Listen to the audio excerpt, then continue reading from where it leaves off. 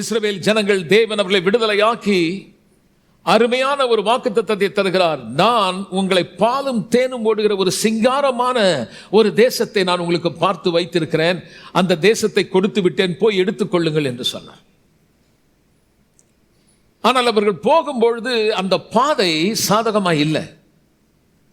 ஆகவே எதை கண்களால் பார்த்தார்களோ, எதையெல்லாம் அவர்கள் செவிகளினால் கேட்டார்களோ, அது நிமித்தம் பயந்து இதையெல்லாம் அடையவே முடியாது என்கிறது போல எண்ணங்கள் அவர்களை, எதிர்மறையான எண்ணங்கள் அவர்களை தடுத்து நிறுத்தியது. கிட்டத்தட்ட 14 நாட்களிலே போய் அடைய வேண்டிய அந்த ஆசீர்வாதத்தை 40 வருடம் வனாந்தரத்திலே சுற்றித் திரிந்தார்கள்.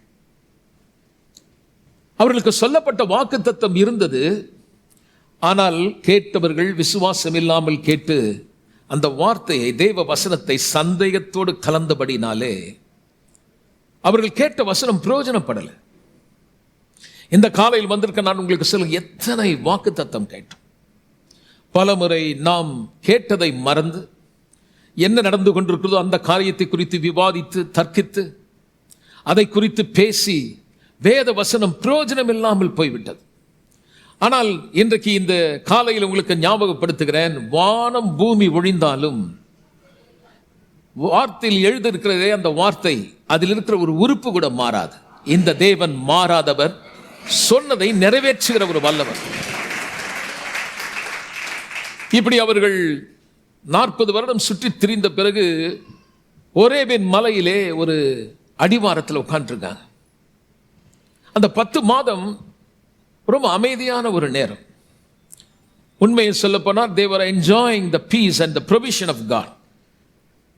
தேவன் அவர்கள் தேவைகள் எல்லாம் சந்தித்து அற்புதமாய் நடத்தி யுத்தங்கள் ஓய்ந்து மிக அமைதியாய் அவர்கள் வாழ்ந்து கொண்டிருக்கிறார்கள். ஒருவேளை அவர்கள் நினைத்திருக்கலாம், இதுதான் தேவன் பண்ண வாக்குத்தத்தம் பண்ணப்பட்ட தேசமோ, இங்கே இருந்து விடலாம் என்கிறது போல அவர்கள் தற்காலிகமான இடத்தை நிரந்தரமாக்க பார்த்தார்கள். இந்த காலையில் சொல்கிறேன், ஒருவேளை இதுவரை உங்கள் வாழ்க்கையிலே நடந்து கொண்டிருக்கிற காரியத்தை பார்த்து அப்படியே தேக்கமாக இருக்கக்கூடாது. திரும்ப சொல்கிறேன், நீங்கள் போக வேண்டிய தூரம் வெகு தூரம். உங்களை தேவன் ஒரு நோக்கத்தோடு அழைத்திருக்கிறார். உங்களால் முன்னே போக முடியும். இஸ்ரவேல் ஜனங்களை இப்போ சொல்றாரு போன்னு சொன்னா, எங்க போ சொன்னார்னா, எதிரிகள் நிறைந்த ஒரு மலையிலே, எதிரிகள் நிறைந்த ஒரு பள்ளத்தாக்கிலே கர்த்தர் சொல்கிறார் போங்கள். சொல்லும்போது அவங்களுக்குள்ள ஒரு பதட்டம் இருந்தது. இப்படிப்பட்ட எதிர்ப்பின் நேரத்திலே விசுவாசத்தை எப்படி பயன்படுத்துவது என்பதை சம்பந்தப்படுத்தி சில வாரமாக நான் உங்களோடு பேசினேன். எதிர்ப்பின் நேரத்தில் விசுவாசத்தை நாம் பயன்படுத்தும் பொழுது நம்முடைய மனநிலையில் ஏற்படக்கூடிய அழுத்தம், பிரஷர். இன்றைக்கு நாம் விசுவாசிக்கிறோம், தேவன் என் குடும்பத்தை ஆசீர்வதிப்பார் என்று விசுவாசித்து சில வியாபாரத்தை நீங்கள் தொடங்கி இருக்கலாம், விசுவாசித்து ஒரு வேலையிலே நீங்கள் கை வைத்திருக்கலாம், குடும்பத்திலே இதுவரை செய்யாத காரியத்தை முற்பட்டு நீங்கள் செய்ய ஆரம்பித்த பிறகு ஒருவேளை அது சாதகமாக இல்லாத பொழுது நம்முடைய மனதில் ஏற்படக்கூடிய மன அழுத்தங்கள், எப்பொழுதெல்லாம் ஒரு காரியத்தை செய்ய ஆரம்பிக்கிறீர்களோ அதை தொடங்கும் பொழுது சில எதிர்ப்புகள் இருப்பது வழக்கம்தான். ஆனால் நாம் அப்படிப்பட்ட பிரச்சனையில் போகும்பொழுது நாம் எப்படி எண்ணுகிறோம்? சில பேர் என்ன சொல்றாங்க, என்ன பண்றது பாஸ்டர், ரொம்ப பிசாசு போராட்டமாக இருக்கிறது. இப்போ முதல் பகுதியை நான் காட்டினேன், அவர்கள் ஒரு 10 மாதம் ரொம்ப அமைதியாக இருந்தாங்க. இங்கே இன்னொரு காரியம் பார்த்தீங்கன்னா, 70 வருஷங்க கிட்டத்தட்ட அவங்க அடிமைத்தனத்தில் வாழ்ந்துட்டு இருக்காங்க. இப்படிப்பட்ட ஒரு நிலையில் இருக்கும்போது கர்த்தர் வந்து அவங்களை சந்தித்து சொல்றாரு. எரேமியா 29ஆம் அதிகாரம் 10வது வசனத்தில், இந்த காலையில் வந்திருக்க சொல்கிறேன், பல வருஷமா பல மாதமா கஷ்டத்திலே துன்பத்திலே வாழ்க்கை நடத்தி இருந்தா அவர்கள் அப்படி இருக்கும் பொழுது கர்த்தர் சொல்கிறார், நான் உங்களை சந்தித்து, என் அன்பு மகளே மகனே நான் சொல்லுகிறேன், இப்பொழுது தேவன் உன்னை சந்திக்கும்படியான ஒரு நேரம் வந்திருக்கிறது.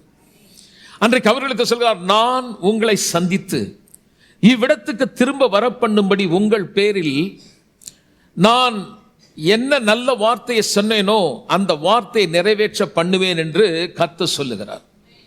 இன்றைக்கு காலையில் சொல்லுகிறேன், உன் இருதயம் பலன் கொள்ளட்டும், நீங்கள் சோர்ந்து போகாதீர்கள். இவ்வளவு மாதமா இவ்வளவு வருஷமா பல துன்பத்தை அனுபவித்துக் கொண்டிருக்க உங்களுக்கு கர்த்தர் உங்களை சந்தித்து சொல்கிறார், உங்களை குறித்து நான் என்னென்ன நல்ல வார்த்தையை சொன்னனோ அந்த வார்த்தைகளை, நல் வார்த்தைகளை நிச்சயமாய் உனக்கு நான் நிறைவேற்றுவேன். நான் சொல்கிறேன், உன் பாடுகள் ஓய்ந்து போகும், உன் ஓத்திரம் மாறும், உன் துன்பங்கள் மாறும், உன் அவமானங்கள் மாறும், உனக்கு விரோதமாய் இருக்க கூட்டங்கள் சிதறி போகும்.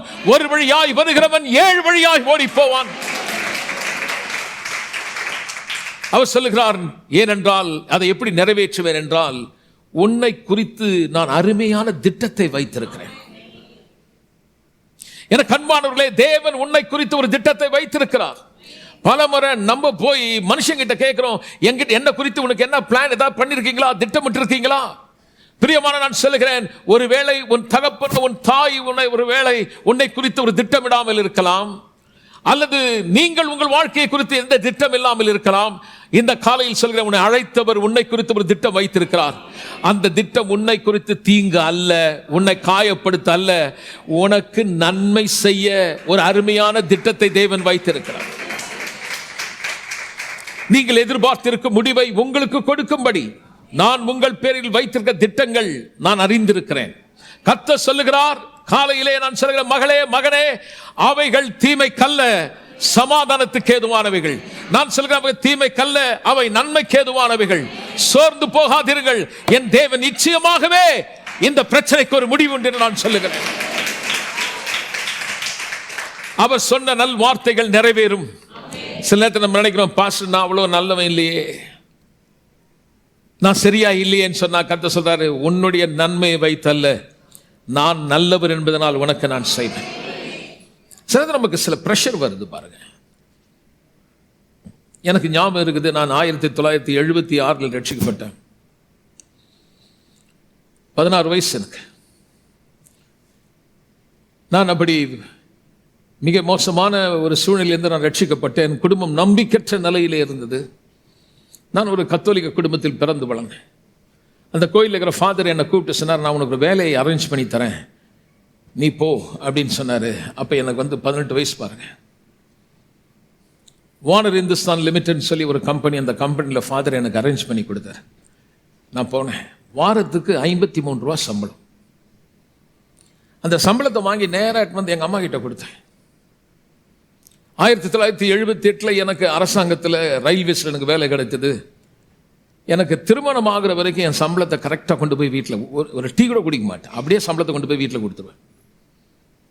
என்னை பற்றி ரொம்ப உயர்வாக நினைச்சிட்டேன். என்னை குறித்து என்ன மாதிரி ஒரு பெர்ஃபெக்டான ஆள் யாருமே இல்லை என்பது என் மனதில் தங்கிடுச்சு. Because I was doing everything right. நான் நல்லது செய்கிறேன், நான் நன்மையா இருக்கிறேன். ஆனால் வாழ்க்கையில் சில பிரச்சனை சந்திச்ச உடனே என் மனசில் நிறைய கேள்விகள்.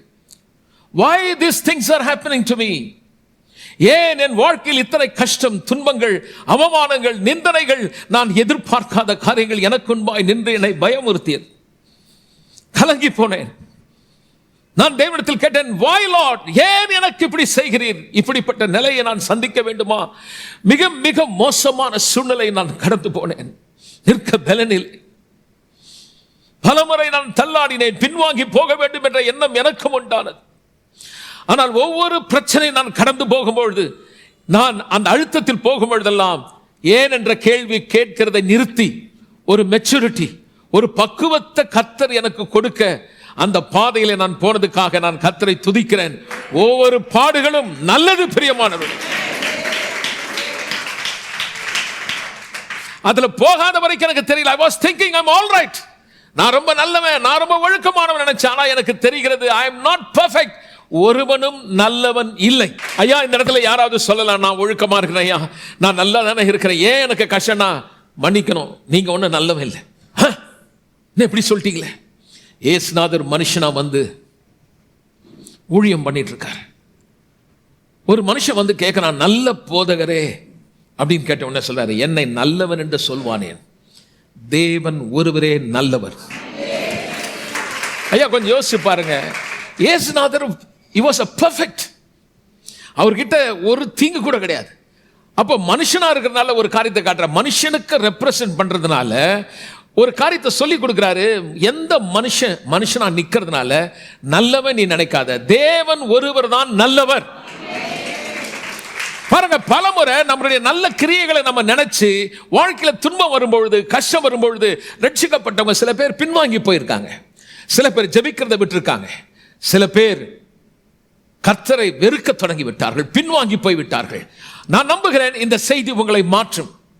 இன்றைக்கு ஒரு வேளை அப்படிப்பட்ட டிராக்ல, அப்படிப்பட்ட பாதையில ஒருவேளை மன அழுத்தத்தோடு நீங்கள் வந்திருந்தால், நான் சொல்கிறேன், இந்த குழந்தைதனம், இந்த சிறுபிள்ளைத்தனம் உங்களை விட்டு ஒழிந்து போகிற ஒரு நேரம் வந்திருக்குது பாருங்க. இன்னைக்கு கர்த்தர் சொல்றாரு, எவ்வளோ பெரிய காரியத்தை நீ அனுபவிக்கும் போது, நான் உன்னை குறித்து வைத்திருக்கிற திட்டங்கள் ஒன்று கூட தீங்கு அல்ல, எல்லாம் நன்மைக்கு ஏதுவானவைகள். ஒன்று கூட உன்னை குறித்து தீங்கு அல்ல. ஹல்லேலூயா. எந்த விதமான சூழ்நிலை, ஒருவேளை ரொம்ப ரஃபா இருக்கலாம், உங்களுடைய உறவுகளில் உங்களால் புரிந்து கொள்ள முடியாதபடி பல சோதனைகள், பல விதமான காரியங்கள் உங்கள் வாழ்க்கையில் இருக்கலாம். இயேசுநாதர் ஊழியம் பண்ணிட்டு அந்த ஊழியத்தில் போயிட்டு இருக்காரு பாருங்க. அப்போ நம்ம வாழ்க்கையில் தான் நடந்த உடனே முதல்ல என்ன வருதுன்னா, நம்ம ஏதோ தப்பு பண்ணியிருக்கோம் பொழுது, அதனால தான் வருதுன்னு. அதே மாதிரி யாருக்காவது பிரச்சனை வந்துச்சுன்னா உடனே அவங்க ஜட்ஜ் பண்ணுறாங்க, அந்த அம்மா ஏதோ தப்பு பண்ணியிருக்குது, அந்த ஐயா ஏதோ தப்பு பண்ணியிருக்கு.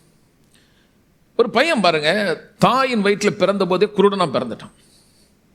அப்போ சுற்றி இருக்கிறவங்க கேட்குறாங்க, சீஷர்கள் கேட்குறாங்க, ஆண்டவரே, இவன் தாயின் வயிற்றிலே குருடனா பிறந்துட்டானே, இவன் செய்த பாவமா இல்லது இவர்கள் பெற்றோர்கள் செய்த பாவமா? இயேசுநாதர் சொல்றாரு, இவன் செய்த பாவம் அல்ல, இவன் செய்த பெற்றோர் பாவம் அல்ல, என்னுடைய நாமம் மகிமைப்படும்படி இவனுக்கு. இந்த நான் சொல்றேன், இன்றைக்கு உங்க வாழ்க்கையில வந்த கஷ்டத்துக்கு யார் காரணம் நினைக்காதீங்க. ஒரு நல்ல செய்தியை சொல்றேன், இதிலே உங்கள் தேவ நாமம் மகிமைப்பட போகிறது.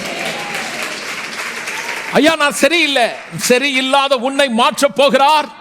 சீரழிந்த கெட்ட காரியத்தில் நீ சிக்கி இருந்தாலும் உன்னை விடுதலை ஆக்குறது மூலமாய் அவர் நாமம் மகிமைப்பட போகிறது. நான் ஏதோ தப்பு பண்ணிட்டேன், ஐ அம் ஃபேசிங் தி கான்சிக்வென்ஸ். நான் செய்த தவறு, நான் இன்னைக்கு இதை அனுபவிச்சுட்டு இருக்கேன். ஊரே சொல்லும், நான் பண்ணதுக்காக என்ன கர்த்தர் தண்டிக்கிறேன். ஆனா உனக்கு ஒரு காரியத்தை சொல்றேன், உன்னை தண்டிக்கிறது என் தேவனுடைய விருப்பம் அல்ல. உன்னை சீர்படுத்தி, பலப்படுத்தி, கட்டி எழுப்பி, எங்க வெட்கப்பட்டியோ அதே இடத்துல வாழ வைக்கிற தேவன் இவர்.